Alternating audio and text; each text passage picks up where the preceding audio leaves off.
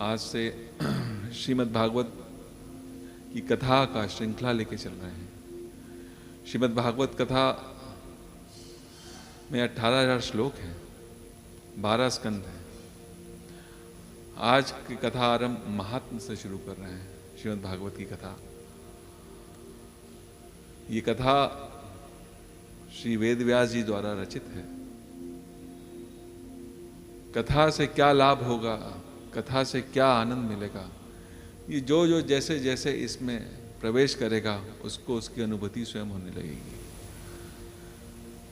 ये कहने का विषय नहीं है, ये अनुभव करने का विषय है। भागवत कथा सुनते जाएंगे और इसका आनंद धीरे धीरे आपके हृदय में समाता जाएगा।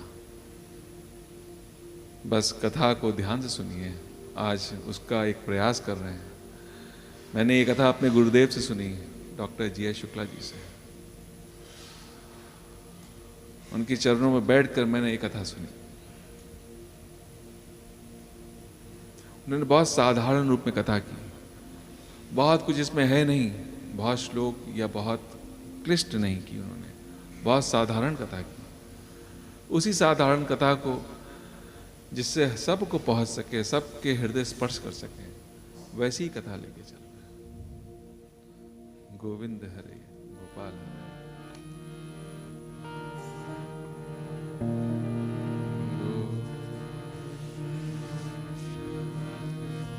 गोविंद हरे गोपाल हरे,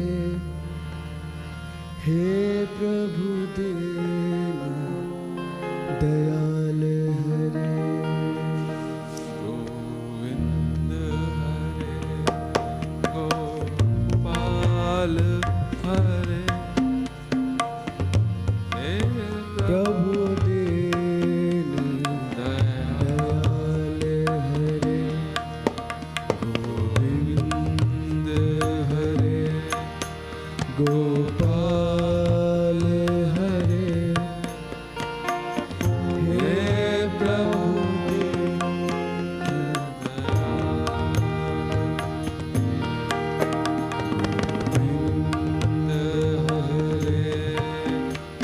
गोपाल हरे,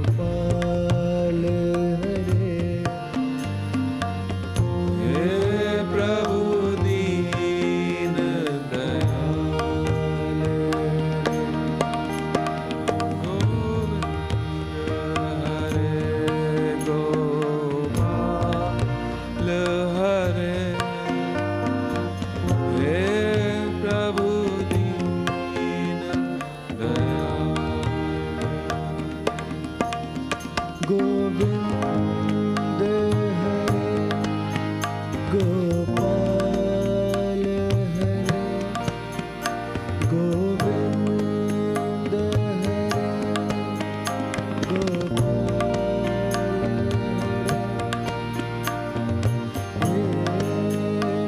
हरे, दयाल हरे। गोविंद हरे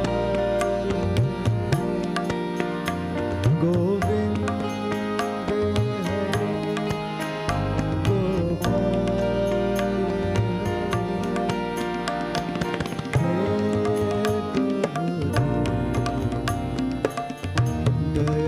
हरे, गोविंद हरे गोपाल हरे,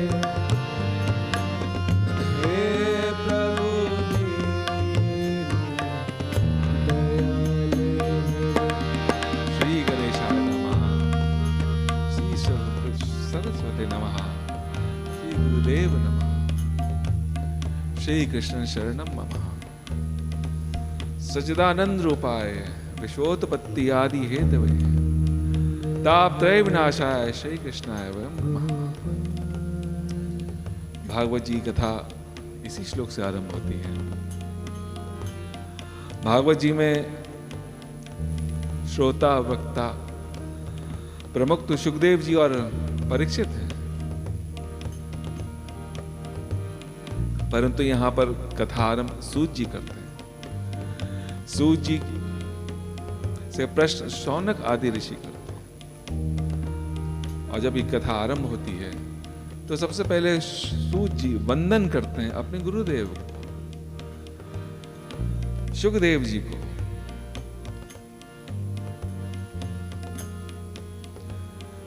शुकदेव जी का जन्म हुआ और जन्म होते ही 16 वर्ष की अवस्था में वो वन की ओर प्रयाण किए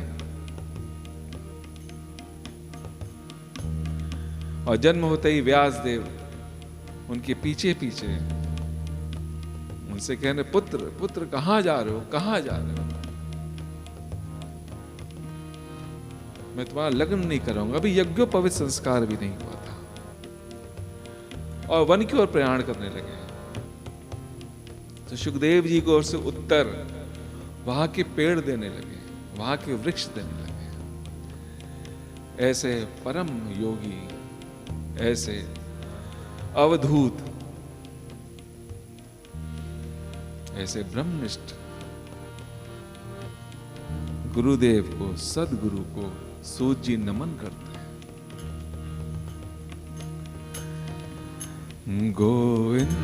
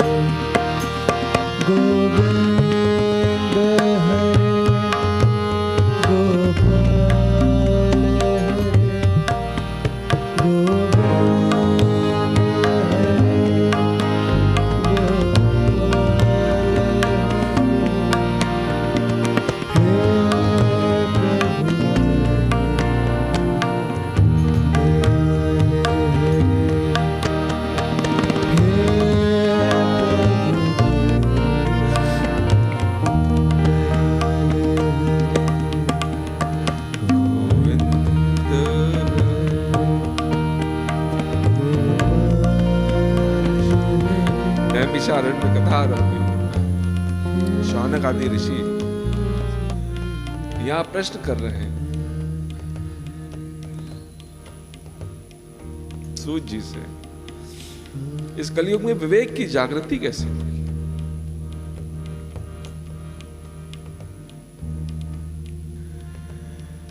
ये भक्ति, ये ज्ञान, ये वैराग्य, ये विवेक को कैसे जागृत करेगा?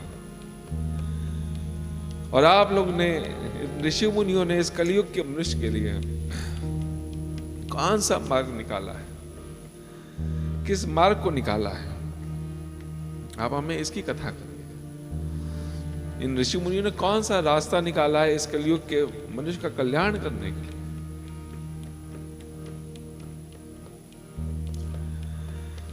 ये महात्म की कथा है। यहां पर थोड़ा थोड़ा संक्षेप में कथा आई। यहां पूरी विस्तार की कथा आगे कथा में आएगी। महात्म का अर्थ होता है महत्व। भागवत जी का महत्व क्या है?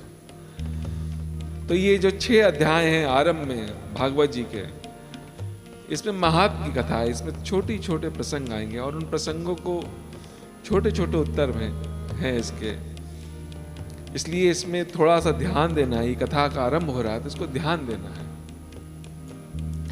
क्योंकि यहां से ये आ गए, वहां से वो आ गए, तो ऐसा ना हो कि आप भटक जाएं। तो यहां सूत जी नैमिषारण्य में कथा आरंभ करते हुए शौनक आदि ऋषियों का उत्तर देते हुए कथा आरंभ करते हैं। और जब कथा आरंभ करते तो उसी समय परीक्षित और सुखदेव जी की जब कथा आरंभ कर रहे हैं तो सुखदेव जी ने जब कथा आरंभ की परीक्षित को सुनाने के लिए, उसी समय इंद्र स्वर्ग से अमृत कलश लेके चला आया और गुरुदेव के सामने, अवधूत जी के सामने, परम योगी के सामने, ब्रह्मनिष्ठ के सामने आके बैठ गया, प्रार्थना करने लगा, गुरुदेव ये कथा अमृत का मुझे पान करा दीजिए, और ये अमृत है स्वर्ग का, ये परीक्षित को दे दीजिए, जिसकी गति होने वाली हो, जिसका अंत होने वाला हो, जो शरीर को छोड़ने वाला हो, उसको अगर स्वर्ग का अमृत मिल जाए तो उसको जीवन मिल जाएगा। परीक्षित को तो लगा ये क्या हुआ, मैंने तो कथा सुननी आरंभ की है, यहाँ क्या हो रहा है, ये इंद्र कहां से चला आया? इंद्र स्वर्ग का अमृत लेके आया है। वो अपने गुरुदेव की ओर देखने लगे परीक्षित, और पूछने लगे, प्रभु ये क्या है, ये तो स्वर्ग का अमृत लेके आए हैं। सुखदेव जी कहने लगे कि राजन, ये स्वर्ग का अमृत का पान करने से तुमको स्वर्ग के सुख मिलेंगे, लेकिन स्वर्ग के सुख ये सब दुख मिश्रित है, ये दुख मिश्रित है स्वर्ग के अमृत। वहां पुण्य जब तक तुम्हारे पास है, तुम्हारा वहां पे निवास रहेगा, तुम्हारा पुण्य जैसे ही खत्म हो जाएगा, तुमको वापस इस पृथ्वी पर ढकेल दिया जाएगा, फिर तुम 84 लाख योनियों में फिर से फंसोगे। लेकिन तुम कहीं कथा अमृत का पान करोगे तो कथा अमृत तुमको सीधे वैकुंठ दिलाएगा, तुम भगवान के परिकरों में से हो जाओगे, तुम्हारा ये आवागमन का चक्कर छूट जाएगा। इसलिए ये कथा अमृत स्वर्ग अमृत से भी बहुत श्रेष्ठ है। परीक्षित गुरुदेव को प्रणाम करते हैं। इंद्र अनाधिकारी है, उसको अधिकार नहीं मिल पाया, इस कथा श्रवण का भी उसको अधिकार नहीं प्राप्त हो पाया, इंद्र चला गया यहां से। सुखदेव जी परीक्षित को कथा कहते हुए कह रहे हैं, राजन वैसे ये कथा श्रीमद् भागवत की तो नारद जी ने सुनी थी, ब्रह्मा जी से, ब्रह्मा जी द्वारा नारद जी ने सुनी थी, लेकिन इसको सप्ताह विधि सनकादि ऋषियों ने कही थी। सनकादि कौन है? भागवत में इनको जानना आवश्यक है। सनकादि ऋषि कौन है? जब ब्रह्मा जी ने सृष्टि की रचना की तो उस वक्त, उस समय, उस सृष्टि की रचना में ब्रह्मा जी ने पूरी सृष्टि रजोगुण से इसका विस्तार किया, सृष्टि की रचना की। उस रचना में उनके मानस पुत्र हुए ये सनकादि ऋषि। ये सनकादि है सनक, सनक नंदन, सनातन, सनत कुमार, ये चारों ऋषि हैं, ये बाल ऋषि हैं। इनकी अवस्था 5 वर्ष की है, ये 5 वर्ष कह रहे हैं। तो राजन, इन सनकादि ऋषि ने ही इस कथा को सप्ताह विधि, इसको कैसे सप्ताह में करें इस कथा को, उन्होंने इसका पूरा योजना की, पहले निर्माण किया कि 7 दिन में कथा कैसे हो। इस कलयुग के मनुष्य के पास इतना ही समय है, बहुत समय नहीं है, बहुत लंबा समय नहीं है इसके पास कि पूरी कथा, पहले के समय की बात खैर और थी। तो ये 7 दिन की कथा है श्रीमद् भागवत की, और ऐसी घटना घटती है कि सनकादि ऋषि बद्री आश्रम में भ्रमण कर रहे थे। बद्री आश्रम, बद्रीनाथ, विशाला क्षेत्र भी उसको हम लोग कहते हैं। तो वहां पे वो भ्रमण कर रहे थे, और वहां जब चारों ऋषि भ्रमण कर रहे थे तो उनको वहां मार्ग में उनको नारद जी से उनकी भेंट होती। नारद जी से भेंट होती, नारद जी उनको वंदन करते हैं। नारद जी कहते हैं, आप तो सदा हरि शरणम का गान करते हैं। सनकादि आप ऋषि तो सदा हरि शरणम का गान करते हैं, हरि शरणम, हरि शरणम, हरि शरणम, हरि शरणम। इसलिए आपकी आयु कभी बढ़ी ही नहीं, आप 5 वर्ष के थे। यहां नारद जी अभिवादन करते हैं, अभिनंदन करते हैं। तो सनकादि नारद जी को देख के कहते हैं, नारद मुनि, आपको देखकर आप कुछ मुझे चिंता में दिख रहे हैं, आपको किस बात की चिंता है? सनकादि कहते हैं, कुतस चिंतातुरो। नारद मुनि, आप किस चिंता में डूबे? आपको तो हमने कभी ऐसा देखा ही नहीं, आप किस चिंता में हैं? नारद मुनि कहने लगे, आपने ठीक देखा है, मैं चिंता में तो हूं। मैं पृथ्वी लोक को बड़ा उत्तम लोक समझ के मैं यहाँ भ्रमण करने आया था। इस उत्तम लोक को समझ के मैं यहाँ भ्रमण कर रहा था, और इस भ्रमण में मैं जहां जहां गया मुझे यहाँ कहीं शांति नहीं दिखी। सब और हर ओर स्वार्थ, लाभ, लोभ सब भरा दिखा मुझे इस लोक में कहीं शांति नहीं मिली। मैं इसको परम लोक समझ के आया था कि ये तो पृथ्वी लोक है, यहाँ भगवान लीला करके गए हैं, अभी श्री कृष्ण लीला करके गए हैं, लेकिन मुझे यहाँ कहीं शांति नहीं दिख रही कि यहाँ कहीं शांति है। यहाँ तो कहीं शांति नहीं दिख रही। मैं भ्रमण करते करते मैं वृंदावन पहुंचा, और एक अद्भुत, एक आश्चर्यजनक घटना घटी। मैं वृंदावन गया, वहां मुझे एक तरुणी युवती दिखी, तरुणी युवती। उसके सामने दो बालक, दो वृद्ध थे। वो युवती तरुणी थी, दो वृद्ध उसके सामने लेटे हुए थे। ये बड़ा कौतुक हुआ मुझे देख के, मुझे बड़ा वो लगा कि ये क्या है, क्या घटना है, ये कैसी घटना है। उस घटना को देखकर मैं वहां से खड़ा दूर तक देखने लगा। तभी उस युवती ने मुझको पुकारा, क्षणम तिष्ठ, रुकिए मुनिवर, रुकिए। कोई संत मिले, कोई ऐसा सदगुरु मिले तो उसका तो, मेरा तो कल्याण हो जाना चाहिए। मुझे आप संत दिख रहे हैं, युवती ने कहा। मुझे तो आप संत दिख, मुझे सदगुरु दिख रहे हैं आप। मेरे दुख का कारण, मेरे दुख का निवारण करिए।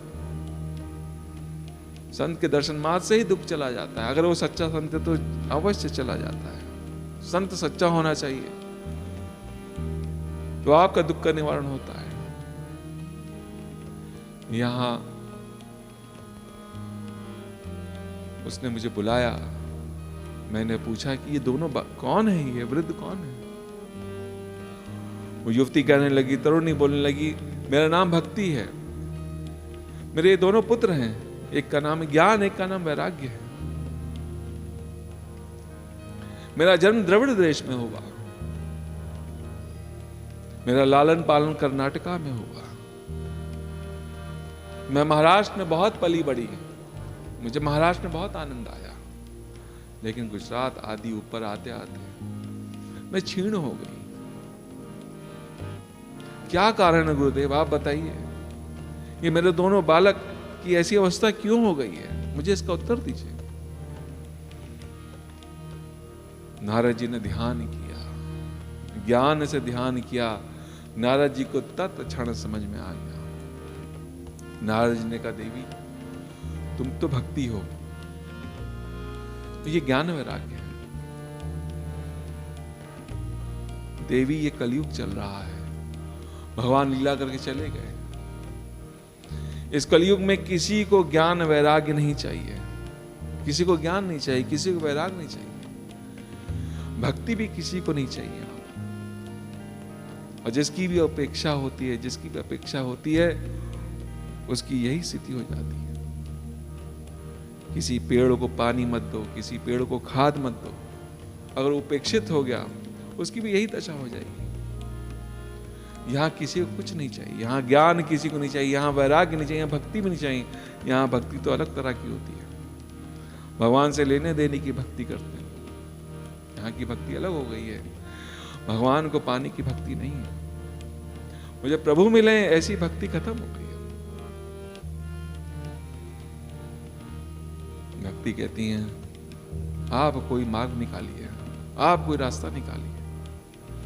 कैसे ये ठीक होंगे मेरे बालक, कैसे वैसी अवस्था पहले पूर्ण जैसी होगी। नारद जी कहते हैं, मैं कुछ ना कुछ अवश्य करता हूं, मैं जरूर प्रयास करूंगा। संत दुखी होता है, दूसरे के दुख से संत दुखी होता है, उसको संत कहते हैं। नारद जी उद्योग करने लगे, नारद जी प्रयास करने लगे। नारद जी गए, उन दोनों के पास बैठकर उन्होंने वेद घोष किया, वेदांत का घोष किया, वेद पाठ किया, गीता पाठ किया। थोड़े बहुत हिले, लेकिन ज्यादा कुछ विशेष नहीं होगा। नारद जी व्याकुल हो गए, मैं क्या करूं, कैसे इनको उठाऊं, इन पे तो कोई किसी बात का इस युग में तो असर ही नहीं हो रहा, न वेद का, न वेदांत का, न वेद घोष का, न गीता, कोई असर इस युग में क्या हो रहा है। नारद जिस चिंता में घूम रहे हैं, और घूमते घूमते आकाशवाणी होती है। जब बहुत लोगों से पूछते हैं क्या करूं, कोई उत्तर नहीं दे पा रहा है, कि जब नारद नहीं उत्तर कर पा रहे तो कौन देगा। तब आकाशवाणी हुई, आकाशवाणी हुई कि आप नारद जी आप कुछ सत्कर्म करिए, सत्कर्म करिए। बस इतनी आकाशवाणी होकर चली गई, सत्कर्म करिए। क्या सत्कर्म करूं? कई संतों से पूछा क्या सत्कर्म करूं, क्या सत्कर्म करूं। मैं पूछते पूछते यहां बद्री आश्रम आया हूं। सनकादि ऋषि आपसे मेरी भेंट हुई है, बस मैं इसी का उत्तर चाहता हूं। मैं क्या करूं इस कलयुग में, करूं क्या? सनकादि जो सदा हरि शरणम हरि शरणम हरि शरणम हरि शरणम, अरे हरि शरणम कोई ये तो है नहीं कि कह दिया। हरि शरणम तो मन से, हृदय से होता है। हरि शरणम हृदय से होता है, हरि शरणम कहने से नहीं होता। वहां तक जाना होता है, इस हृदय को हरि के शरण में देना होता है। हरि शरणम हरि शरणम।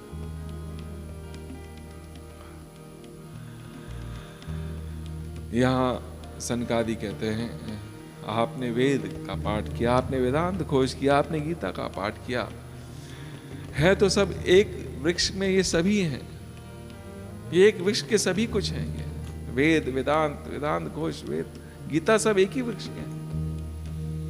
लेकिन इस वृक्ष का जो फल है वो श्रीमद् भागवत है। उद्धव जी ने प्रश्न किया था भगवान से 11वें स्कंद में, प्रभु आप इस लीला धाम से जा रहे हैं, क्या होगा यहाँ पे, इस कलयुग मनुष्य का क्या होगा, किसका आश्रय लेंगे ये, कहां जाएंगे?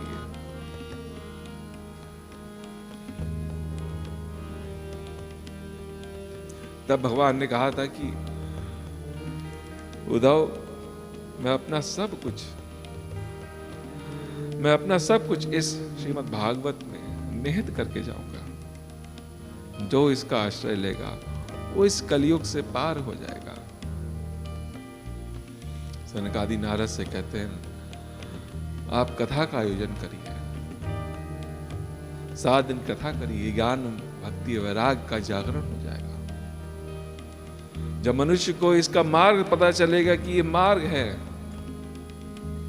हमारे दुखों का, हमारे कष्ट का, हमारे अवसाद का कोई मार्ग भगवान छोड़ गए, तो अपने आप उसके अंदर जागरण हो जाएगा, उसका ज्ञान जागृत हो जाएगा, उसकी भक्ति, उसका ज्ञान सब जागृत हो जाएगा। आप इसका आयोजन कराइए। भागवत जी के महात्म्य के 3रे अध्याय, ये 3रे अध्याय की कथा चल रही है। आज संक्षेप में ही थोड़ा थोड़ा करके हम लोग 1, 2, 3 अध्याय पहुंच चुके हैं, और यहां सनकादि भागवत जी की चर्चा ही कर रहे थे। इतने में भक्ति, ज्ञान, वैराग्य स्वयं ही वहां प्रकट हो जाते हैं। वो बद्री आश्रम पहुंच जाते हैं। जहां हरि का नाम होगा वहां भक्ति स्वयं आएगी।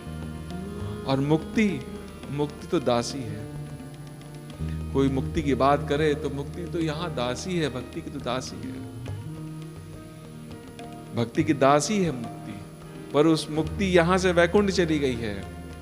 जब किसी को भक्ति की आवश्यकता होगी, भक्ति करेगा तो मुक्ति तुरंत प्रकट होती है। इसलिए यहां मुक्ति की आवश्यकता नहीं है, यहां भक्ति की आवश्यकता, यहां ज्ञान वैराग्य की आवश्यकता है। इस कथा को हम लोग आगे लेके चलेंगे, इसका अगले 3 अध्याय आगे लेके चलेंगे। फिर भागवत जी के 12 स्कंद आरंभ हो जाएंगे। अब प्रत्येक कथा बहुत ध्यान से सुनने वाली है। अंत में तो सिर्फ प्रेम करना है। किससे प्रेम करना है? प्रेम नहीं है, इसलिए सब यहां घटना होती है।